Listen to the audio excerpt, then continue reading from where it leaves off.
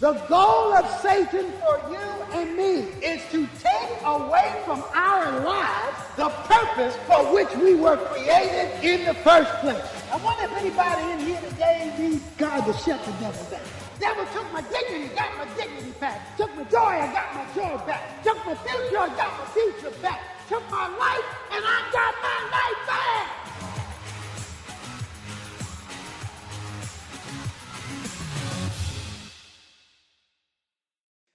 Many of us have been ripped off. The enemy has successfully stolen from us that which God has intended for us. Many of us are living lives under the cloud of spiritual theft. He perpetually has stolen our joy. He perpetually steals our relationships. He perpetually steals our mental and emotional well-being. He steals our progress in life. He steals the worst thing he could steal of all, our hope.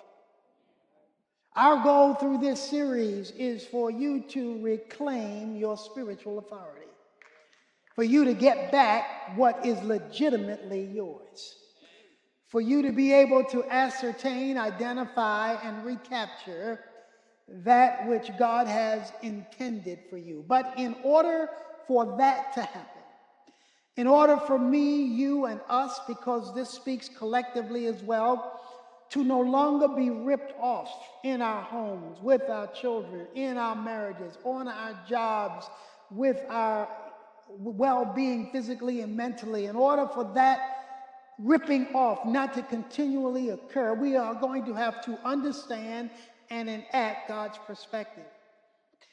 There's one phrase that if you ever understand this one phrase found in Daniel chapter 4, verse 26, it explains everything, because the last phrase says, I want you to recognize that it is heaven that rules. I love the way Psalm 103 verse 19 says that God is sovereign and his sovereignty rules over all. That God is in charge even when things are in disarray. When you understand that, it changes your priority. We saw last time that Daniel prayed, and the moment his prayer got to heaven, immediately was answered, but he found himself caught in a cosmic conflict, and that cosmic conflict was seeking to not give him what God had for him. That is, the answer was being blocked, because the moment you begin to operate and prioritize the spiritual, you will have inserted yourself in what I call the angelic conflict, the conflict in the spiritual realm that affects the physical realm in which we live. Daniel chapter 7, verse 9 says, I was looking, Daniel says, until thrones were set up, and the Ancient of Days took his seat. His vesture was like white snow, and the hair of his head like pure wool. His throne was ablaze with flames. Its wheels were a burning fire. A river of fire was flowing, and coming out from before him, thousands upon thousands were attending him. And myriads upon myriads were standing before him. The court sat, and the books were opened. Don't miss this. The Ancient of Days, God Almighty, comes into his throne.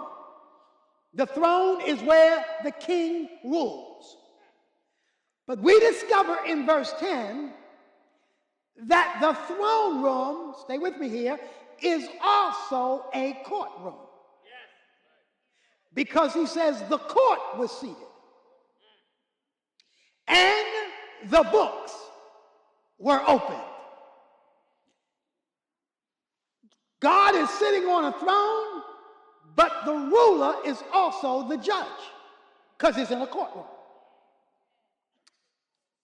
In order for you to understand how the world works and how it affects your life, you must not only understand the rule of God, you must know how to operate in his court. In this courtroom, there are two sides, and they are not going to agree, which is why they're in court. All the judge is doing is rendering a righteous judgment. When you deal with earth, what's happening in your life, you want to take it to court. Everybody knows the decision of the judge can change your life. It can change your life for bad, or it can change your life for good, depending on what the judge decides. So I want you to look at your life, my life, our collective lives, from the standpoint of a throne room that is serving double duty as a courtroom. Now, to take you a little bit further, this is going to be somewhat didactic because you need to understand, if you're going to regain your spiritual authority, how to operate in court. Staying in chapter 7, verse 25, and he will speak out against the Most High and wear down the saints of the highest one. And he will intend to make alterations in times and in law, court. And they will be given into his hand for a time, times, and a half time. But the court will sit for judgment. That's what courts do. And his dominion will be taken away, annihilated, and destroyed forever. Then the sovereignty, the dominion, and the greatness of all the kingdoms under the whole earth will be given to the people of the saints of the highest one. His kingdom will be an everlasting kingdom, and all the dominions will serve and obey him. Here is a future picture of the Antichrist. And the Antichrist, that which is against Christ, Antichrist, is going to seek to rule. But the Antichrist will be brought to court. And when the Antichrist is brought to court, it says the sovereignty and dominion, which is rule, throne, the sovereignty and dominion of God will override him. It says in times and half a time, 3.5 years, the Antichrist is going to seek to subvert the saints and the program of God. Now, he's talking about the end times, but according to 1 John chapter 4, the first 4 verses, many antichrists have already come. So what he's talking about that will happen is already operating in the world. That which is against Christ. Just like in this illustration, the goal of the Antichrist will be to subvert the saints so that the program of God is not instituted. The many antichrists that operate now is trying to subvert the purposes of God for your life. And he does that by stealing what God has purposed for you. Please note, going back to verse 9 and 10 of chapter 7, he says, when the folks were set, when everybody sat down, the books were open. We got a king sitting on a throne, but a judge sitting on a bench. And it's the same person, okay? Because he's in charge. You've heard a judge say, this is my court. I'm in charge here. But it's also my judgment. So God is in the judgment seat. He's also in the court. But the problem is there is a complainant. There is somebody in that court that's trying to take something from you. Revelation chapter 12, verse 10 says that Satan is the accuser of the brethren. This is a legal term. Now, we'll get into this more down the line, but it says he accuses us day and night. In our time together over these weeks, you're going to look at some specific scenarios. Peter, Joshua, we're going to look at Job, where Satan is accusing them. Well, this is a legal term. Let me give you another one. 1 Peter 5:8. 1 Peter 5:8 says that your adversary, the devil, is looking for those he can destroy. 1 Peter 5:8. The word adversary means a complainant in a lawsuit. So the way Satan robs you is by taking you to court. He takes you to court, and the grounds by which he can take you to court is he has something to accuse you about. Let's pretend we're in a court. Satan comes into the courtroom and says, Your Honor, because he has to submit to God, Your Honor, you can't fulfill your purpose in his life or their lives, in their family, in their church, in their community. Because remember, we saw one of the angels was the prince of Persia. So he was over a whole town. He was over a nation. So just so you know, Dallas has demons. Texas has demons. America has demons. Because they are situated not only over individual lives, but over individual environments. So when you go home today, there is a demon centered around your house to make sure you and your wife don't get along, to make sure you and your kids don't get along. He is situated in order to create a legal case he can take to court. He wants to take it to court. When you read your Bible, you will find a great deal of legalese. You'll find judges and judgments and laws and lawsuits. You'll find all the benches. You'll find all of that in the Bible because God operates his kingdom legally. Dr. Evans will be right back after this important announcement.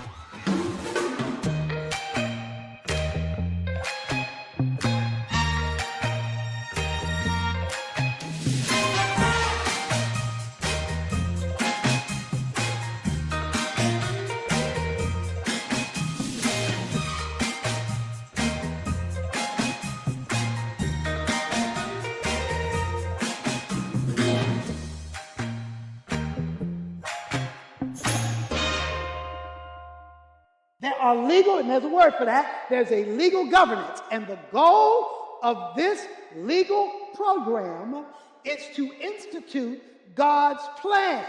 The goal of Satan is to take you to court and to appeal to the judge as to why you should not get that answer to that prayer, why you should not get that deliverance from that dilemma.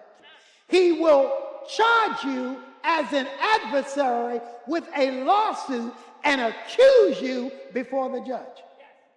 Now, please notice it says in verse 10 that the books were open.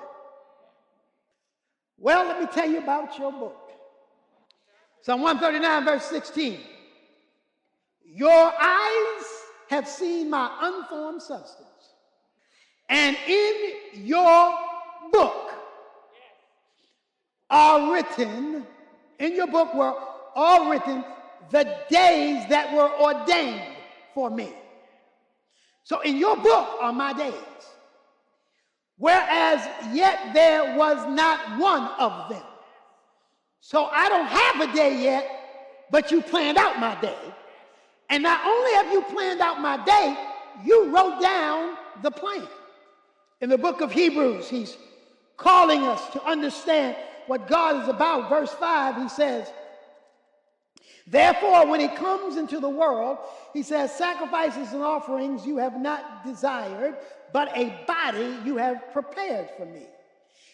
In whole burnt offerings and sacrifices for sin you have taken no pleasure. Then I said, behold, I have come. In the scroll of the book, it is written of me to do your will, O God. So here it is. That's Jesus talking there. Jesus says, I have a book too. I have a book. The God-man, when he came to earth, had to get a human book. And in Jesus' book was lined out his life, and the contents of the book was to do thy will, O God. So just like his book, your book is to fulfill God's purpose for your life. Your book is his purpose, his will, his plan. Now, as Jesus lived his life, what did Satan try to do? He tried to erase stuff out of Jesus' book. He did it at his birth by trying to keep him from being born or killing him at a young age. He did it in the temptation in the wilderness to get him to disobey the word of God. He did it by getting the enemies to rise up to kill him before the time. They even tried to get him by trying to make him king, which was a position that was not in the will of God. It was a job description that paid a high salary that wasn't in the will of God. So if I couldn't break him, I'll raise him up to get him out of the will of God. And then, of course, in the Garden of Gethsemane, when Jesus was there and sweat is coming down as of blood, he had to make the decision of a lifetime. Not my will, but thy will be done. So Satan spent all of his time seeking to take away from Jesus the plan God purposed for his birth. The goal of Satan for you and me is to take away from our lives the purpose for which we were created in the first place. Now, you know, if he came attack trying to steal Jesus' purpose, Jesus' plan, Jesus' goal, Mr. Big Stuff, who do you think you are? So he accuses the brethren day and night in order to bring up a case against you. So when you go to God, and you go to God to fix it, you go to God to reverse it, you go to God to heal it, you go to God to change it, the prosecuting attorney stands up.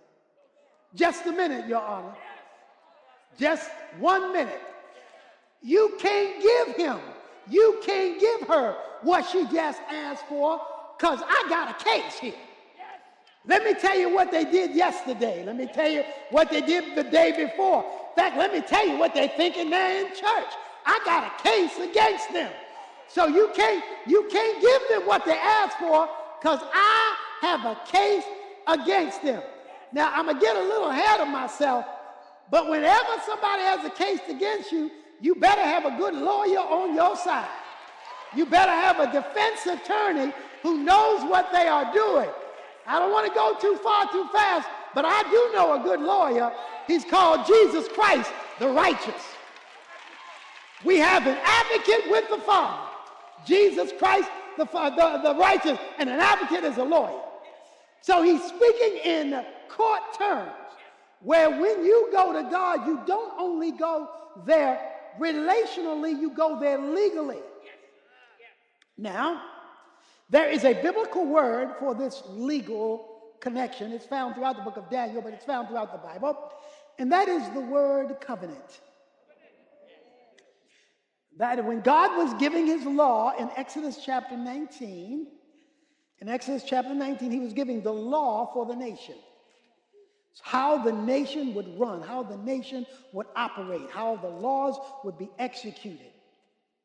And he comes and he says in verse 5, now then, if you will indeed obey my voice and keep my covenant, then you shall be my own possession among all the peoples, for all the earth is mine.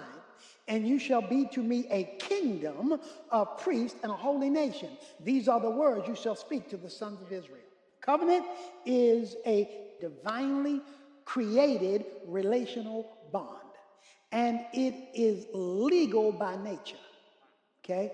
God runs his kingdom, his rule, his throne, covenantally. That is, he has a legal document. Well, God has a covenant. He has a divinely created bond. The key you need to know about a covenant, it has 5 ingredients, but the key right now you need to know is that they are legal in nature. A covenant demands a relationship.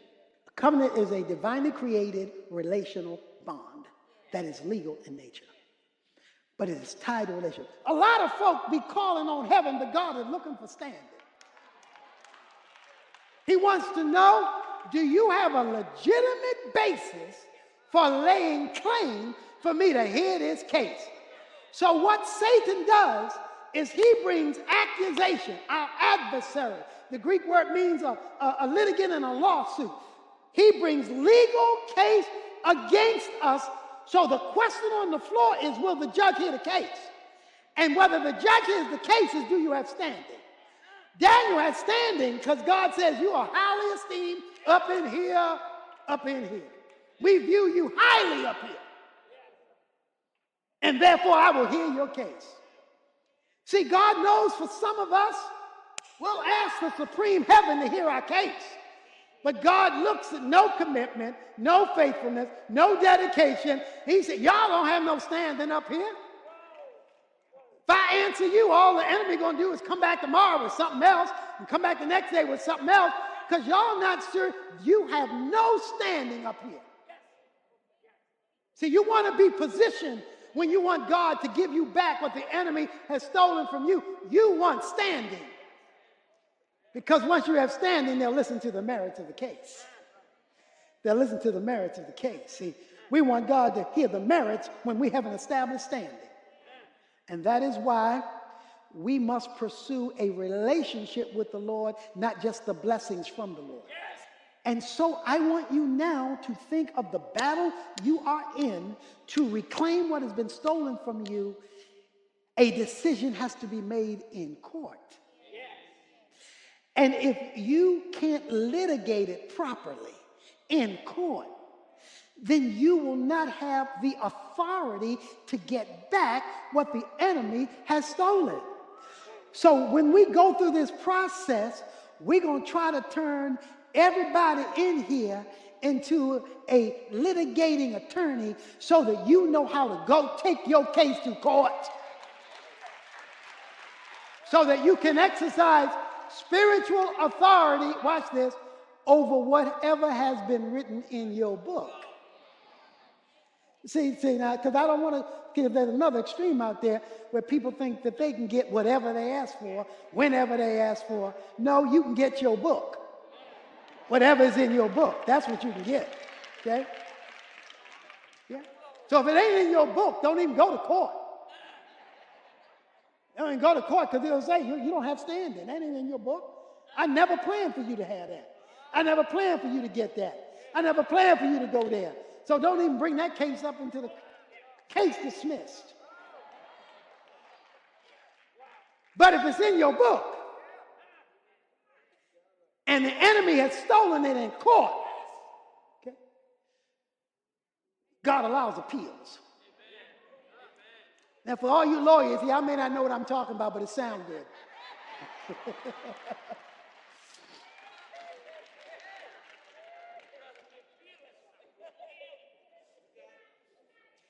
There are people here today who I know need a verdict from heaven.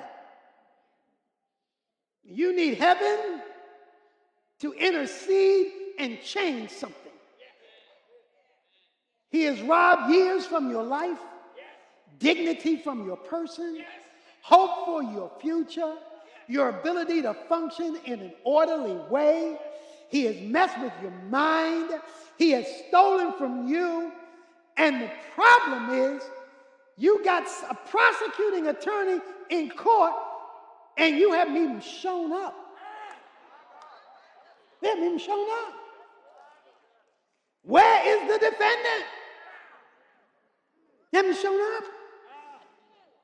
But it says that when the Antichrist came and tried to take the saints down, it says that the ruler of the kingdom stood up and shut him down.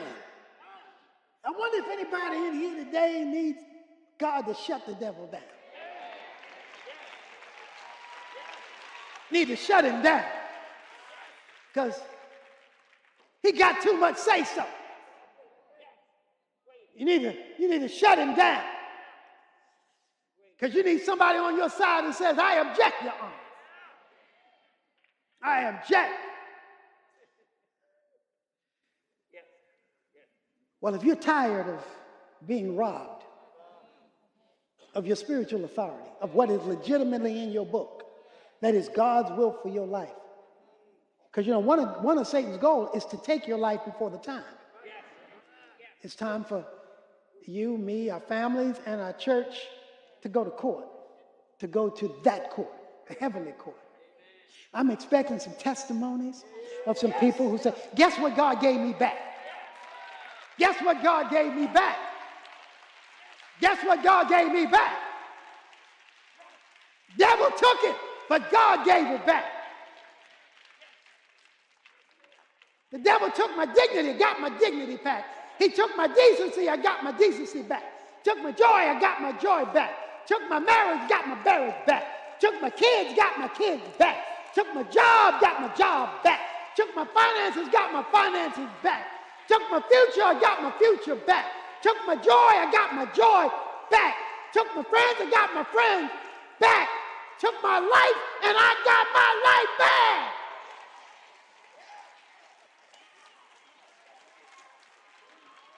Time to reclaim what the devil has stolen from you.